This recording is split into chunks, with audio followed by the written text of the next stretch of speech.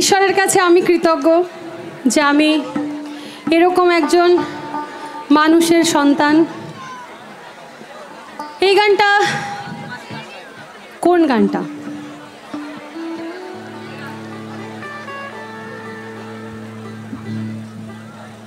হয় দেখো গো তুই খানে কিনা, হয় দেখো গো তুই খানে কিনা, তুই লাল পাহাড়ের দেশে যা, তুই রঙ্গা মাটির দেশে যা, হিথাক তোকে মানাইছে না গো।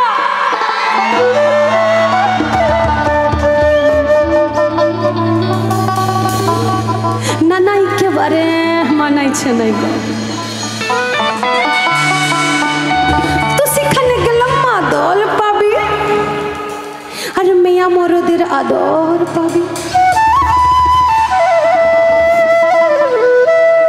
ওই সাল মহুয়ার ছায়া পাবি, আর বসন্তে পলাশ ফুলের মায়া পাবি। হিথাক তোকে মানাইছে নাই গো, না না একেবারে মানাইছে না গো। শ্রীরামপুর স্টেশনে একটা মহুয়া গাছ, একটা মহুয়া গাছ, কোনো লাগর কোনো লাগরি লয় গো। একটা মহুয়া গাছ যার থাকার কথা আমার লাল মাটিতে, বাঁকুড়া, বীরভূম, পুরুলিয়ায়। হঠাৎ করে শ্রীরামপুর স্টেশনে একটা মহুয়া গাছকে দেখে কবি অবাক হয়ে বললেন, হাই দেখো গো তুই খানে কেনে। এটি একটি কবিতা ছিল, আর এই কবিতা যখন উঠল বাঁকুড়ার ছেলে সুভাষের হাতে, ঝুমুরিয়া সুভাষ চক্রবর্তীর কণ্ঠে এবং তার সুরে এটি হয়ে উঠল একটি জনপ্রিয় লোকগান। ও তুই লাল পাহাড়ের দেশে যা,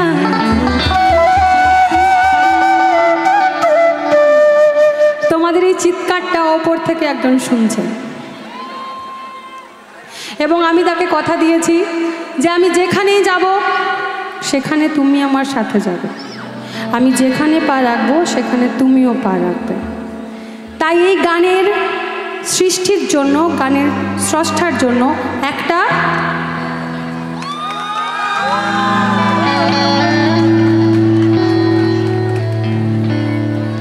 ও তুই লাল পাহাড়ের দেশে যা, ও তুই রঙ্গা মাটির দেশে যা, হিতাক তুকে মানাইছে নাই গো, না নাই কে